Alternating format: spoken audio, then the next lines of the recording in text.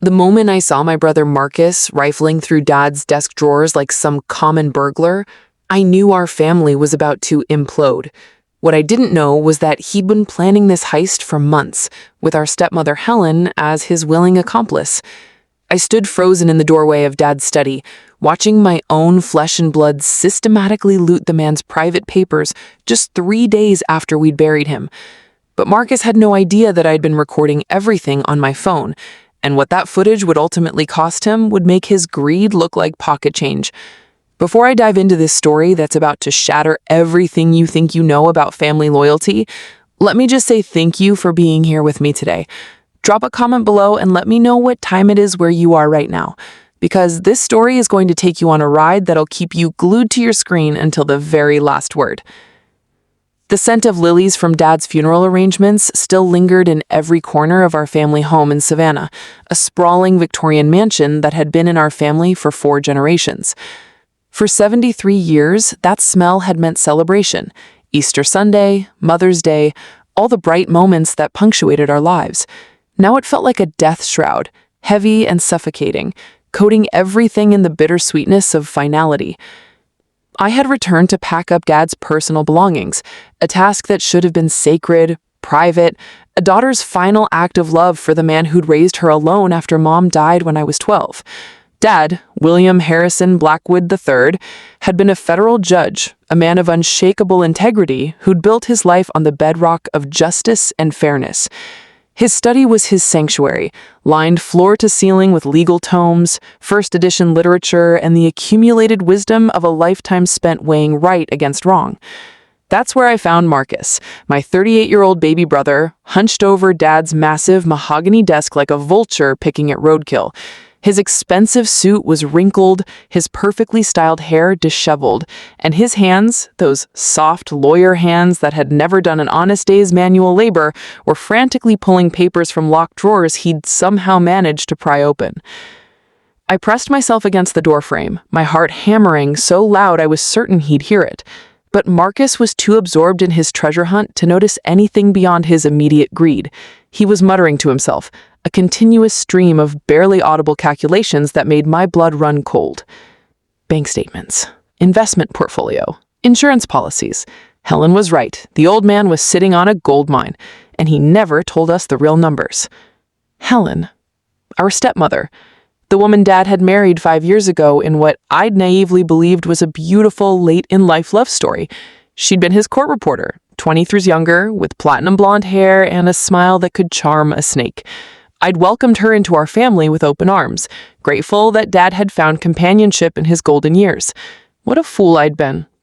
Marcus pulled out a thick manila folder, and even from my hidden position, I could see his eyes widen with avarice. He opened his briefcase and began systematically photographing documents with his phone, page after page of what looked like financial records I'd never seen before. That's when I realized what was happening. This wasn't grief-driven snooping. This was industrial espionage conducted by my own brother against our father's estate. My hands were trembling as I pulled out my own phone and started recording, the camera capturing every sordid detail of his betrayal. Jesus Christ! Marcus breathed, holding up what looked like a property deed. 3 rental properties in downtown Savannah, all paid off. Helen said she suspected he was hiding assets, but this is incredible. My father had been a modest man, driving the same sedan for 15 years, wearing suits until they literally fell apart, clipping coupons like a man living on Social Security. He'd raised us to be frugal, to understand the value of money, to never take our comfortable life for granted. But apparently, his modesty had been a carefully constructed facade, hiding wealth that would have made him one of the richest men in Georgia. The study door was thick oak, and I was far enough away that Marcus couldn't hear my breathing, but every instinct screamed at me to burst in there and confront him. The rational part of my brain, the part that had inherited Dad's strategic thinking, whispered a different plan. Keep recording. Let him hang himself with his own rope. Marcus's phone rang, and he answered it immediately, his voice dropping to a conspiratorial whisper that my phone's microphone barely picked up. Helen, you were absolutely right. There's so much more here than we thought. Investment accounts I've never heard of, bonds, certificates of deposit, real estate holdings. The will only covered the tip of the iceberg. I strained to hear Helen's side of the conversation, but Marcus was doing all the talking. nodding along like an eager student receiving instruction from his criminal mastermind professor. No, Rebecca has no idea, Marcus continued, and my name on his lips felt like a physical slap. She thinks Dad was just a judge, living on his pension. She has no clue about the real money. We can transfer these assets before she even knows they exist. The bottom dropped out of my world. They weren't just stealing from Dad's estate. They were stealing from me, systematically and with premeditation.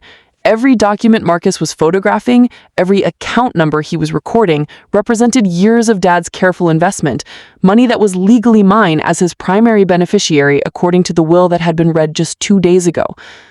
But there was something else in Marcus's tone, a desperation that suggested this wasn't just about greed. He sounded like a man drowning, grasping at anything that might keep him afloat. "I know we're behind on the mortgage, baby," he said to Helen, his voice taking on a pleading quality. "But this is our way out. Dad's been sitting on millions, literal millions, and he was going to take it to the grave. We're just claiming what should have been ours anyway." Millions. The word hit me like a freight train. Our modest, frugal father had been secretly wealthy, and my brother was planning to steal my inheritance to save his own financial skin. The Victorian mansion, the one I'd grown up in, the one that held every precious memory of my childhood, suddenly felt like a mausoleum, a beautiful tomb housing the corpse of everything I'd believed about my family. Marcus ended his call and returned to his systematic looting with renewed energy. He was photographing everything now: bank routing numbers, investment account passwords that he'd somehow discovered, even Dad's social security number and personal identification codes. He was building a complete dossier for identity theft, preparing to become my father posthumously. I backed away from the door, my legs unsteady, my mind reeling from the magnitude of what I'd witnessed. I needed air, space, time to process the enormity of this betrayal. I slipped out through the kitchen, the same kitchen that Dad had made me chocolate chip pancakes every Saturday morning for 26 years, and sat in my car in the circular driveway, my entire body shaking with rage and disbelief. The recording on my phone was 27 minutes of pure evidence, a complete documentation of Marcus's criminal conspiracy. But more than that, it was proof of a betrayal so profound that it had rewritten the entire history of my family. Everything I'd believed about my brother, about Helen, about the nature of love and loyalty and blood had been a lie. I sat there in Dad's driveway, surrounded by the ancient oak trees he'd climbed as a boy, and felt something cold and hard crystallize in my chest. Marcus thought he was dealing with the same naive, trusting Rebecca who'd welcomed Helen into our family with open arms. He thought I was the soft-hearted teacher who always saw the best in people, who gave second chances and believed in redemption. He was about to discover that I was also William Harrison Blackwood III's daughter, and I'd inherited more than just his money. I'd inherited his sense of justice, his strategic mind, and his absolute intolerance for those who perverted the law for personal gain. The war for my father's legacy was about to begin, and Marcus had just handed me all the ammunition I needed to destroy him. That night, I didn't sleep. I sat in my small apartment across town, the apartment I'd been living in since my divorce 3 years ago, and I planned. The recording was damning, but it was just the beginning. If Marcus thought he could steal millions from me, he clearly didn't understand who he was dealing with. I wasn't just a high school English teacher anymore. I was a woman who'd been systematically robbed by her own family, and I was going to make sure they paid for every penny they tried to take. My first call was to Janet Morrison, the most ruthless estate attorney in Savannah, a woman who'd earned her reputation by eviscerating opposing counsel in probate disputes. She'd handled my divorce with surgical precision, and I knew she had the skills and the stomach for the kind of legal warfare I was about to unleash. "Rebecca," Janet's voice was crisp and professional, even at 7 in the morning. "I'm so sorry for your loss. William was a good man and a brilliant jurist." "Thank you, Janet. I need your help with something, and it's going to get ugly." "Estate dispute? Fraud, theft, conspiracy. My brother is attempting to steal my inheritance, and I have evidence." There was a pause, and when Janet spoke again, her voice had shifted into what I recognized as her court tone, sharp and predatory. "How much evidence?" "Video recording of him breaking into Dad's private papers, photographing financial documents, discussing the theft with our stepmother. 27 minutes of felony conspiracy to commit wire fraud, identity theft, and grand larceny." "Jesus, Rebecca, are we talking about significant assets here?" Apparently millions, assets I didn't even know existed until I watched my brother planning to steal them. Janet was quiet for a moment, and I could almost hear her mental calculator running. Can you be in my office in an hour and bring that recording? The law offices of Morrison, Chen, and Associates occupied an entire floor of a gleaming downtown tower, all glass and steel and the kind of intimidating opulence that sent a clear message about the firm's success rate. Janet met me in her corner office, a space dominated by floor-to-ceiling law books and the kind of view of Savannah's historic district that costs serious money. She was a woman in her 50s, silver-haired and sharp-eyed, with the kind of presence that made opposing attorneys reconsider their career choices. She listened to my recording twice, taking notes on a yellow legal pad, her expression growing darker with each revelation. "This is a prosecutor's dream," she said, when the recording ended. "Your brother just He shook David's hand with the satisfaction of a man who believed he'd just secured his financial future through his own brilliance and business acumen. What he'd actually done was provide a complete confession, documented on multiple cameras, admitting to conspiracy to commit fraud, identity theft, elder abuse, and grand larceny. He'd also revealed the full scope of assets he was planning to steal, giving us a complete inventory for recovery purposes. As Marcus left the building, probably already planning how to spend his stolen millions, I felt the deep satisfaction of a trap perfectly executed. Dad had always told me that the most effective justice was the kind where criminals defeated themselves through their own arrogance and greed. Marcus was about to discover that the daughter he dismissed as financially incompetent had just orchestrated his complete destruction using nothing but his own words and actions as evidence. The arrests came at dawn on a Tuesday morning, 3 weeks after Dad's funeral. I wasn't there to witness Marcus and Helen being led away in handcuffs, but David Chen had positioned himself across the street with a telephoto lens, documenting every moment for posterity. The charges were extensive: conspiracy to commit wire fraud, identity theft, computer fraud, grand larceny, elder abuse, and violation of fiduciary duty. The federal prosecutor, a former colleague of Dad's who'd worked with him on several high-profile cases, treated this as a personal mission to honor his memory. But the real destruction wasn't legal. It was social, professional, and financial. Marcus was a partner at one of Savannah's most prestigious law firms, a pillar of the community who served on charity boards and country club committees. His arrest made the front page of the Savannah Morning News, complete with details about the sophisticated scheme to defraud his own sister of her inheritance. Within hours, his law firm had issued a statement suspending him pending investigation. By the end of the week, he'd been expelled from the Georgia State Bar Association. The country club revoked his membership. The charity boards demanded his resignation. His carefully constructed life of respectability crumbled like a house of cards in a hurricane. Helen's fall was equally spectacular. Her employer discovered the embezzlement during the investigation, adding additional federal charges to her growing list of legal problems.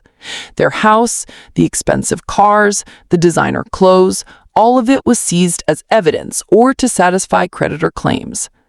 But perhaps the most satisfying moment came when I received a call from Marcus 3 days after his arrest.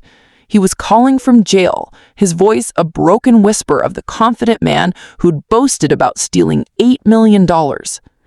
"Rebecca," he said, and I could hear tears in his voice. "Please, I know what I did was wrong, but I'm your brother. I'm family. Can't we work something out?" I let the silence stretch between us, the same silence he'd never bothered to fill when he was planning to steal my inheritance and institutionalize me to cover his tracks.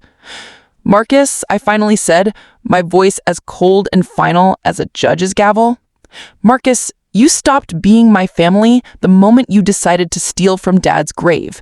You wanted to manage me, to treat me like an incompetent child who couldn't handle her own affairs.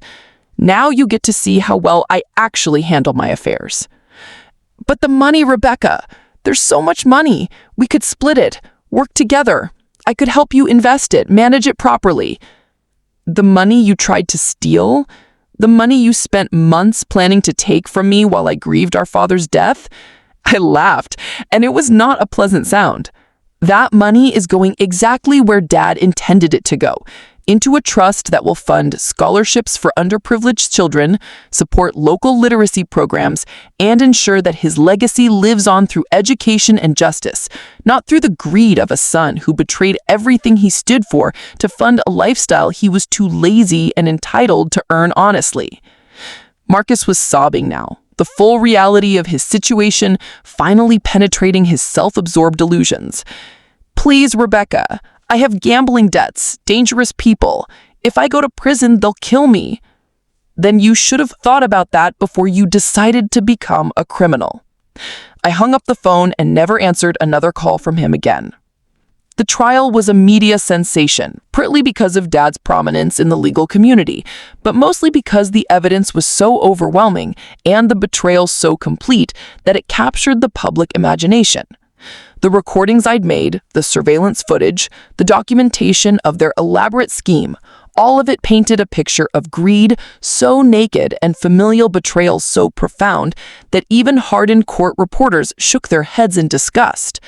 Marcus's defense attorney, clearly working with limited resources since his client's assets had been frozen, attempted to portray him as a man driven by desperation by financial pressures, someone who'd made a terrible mistake but didn't deserve to have his life destroyed.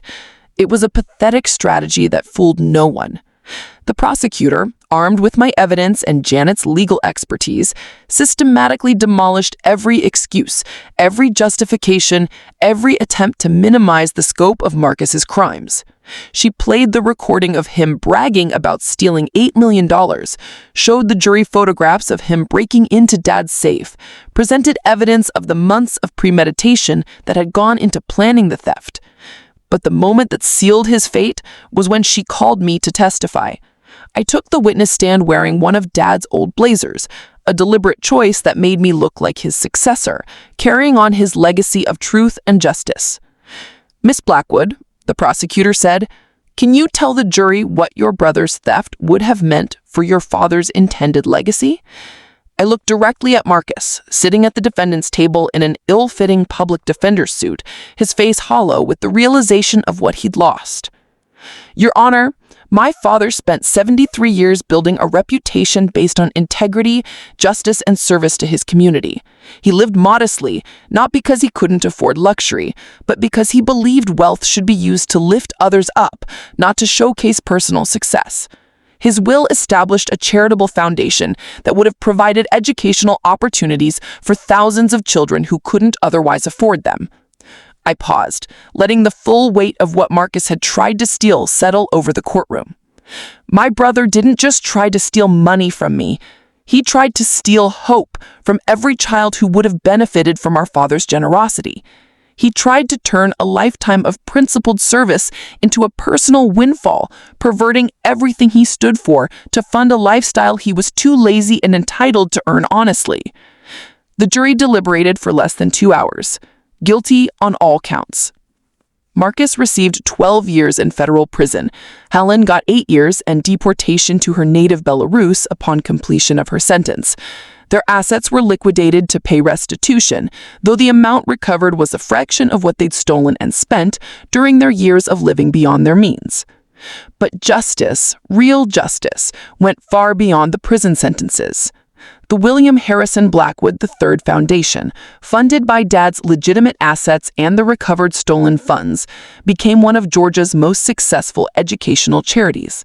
In its first year alone, it provided full college scholarships to 47 students from low-income families, funded 3 new school libraries in underserved communities, and established a legal aid clinic offering free services to families facing foreclosure or bankruptcy. Every scholarship recipient received a letter explaining that their education was made possible by a federal judge who'd spent his lifetime fighting for justice and whose daughter had fought to preserve his legacy against those who would have perverted it for personal gain. Marcus's name was removed from every plaque, every foundation board, every charitable organization he'd ever been associated with. His law firm revoked the alumni award they'd given him 5 years earlier. The legal community closed ranks around Dad's memory and shut him out completely, ensuring he'd never practice law again, even if he survived his prison sentence. I kept one memento of our family's destruction, the recording of Marcus bragging about stealing Dad's money. Sometimes, on quiet evenings in my new home, a beautiful Victorian cottage I'd purchased with my legitimate inheritance, I listen to it and remember the lesson Dad taught me through his own destruction. He'd always said that criminals defeat themselves through their own arrogance and greed. Marcus had spent months planning the perfect crime, and in the end, his own boastfulness and entitlement had provided all the evidence needed to destroy him. But perhaps the most satisfying victory was personal. Marcus had seen me as weak, incompetent, a woman who needed male supervision to navigate the complexities of wealth and finance. His last words to me before his sentencing were a desperate plea for mercy based on our family connection, as if blood should trump justice, as if I owed him forgiveness for attempting to steal my future. Instead, I'd shown him exactly how competent I was. I'd outmaneuvered him strategically, outthought him tactically, and outmaneuvered him legally.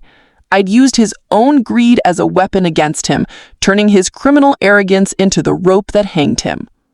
The little sister he dismissed as financially naive had orchestrated his complete destruction using nothing but his own patience, intelligence, and an absolute commitment to justice. I'd proven that being underestimated was sometimes the greatest advantage of all, because it made your enemies careless, overconfident, and ultimately vulnerable. Standing in Dad's old study, now converted into the Foundation's headquarters, surrounded by the law books and legal wisdom he'd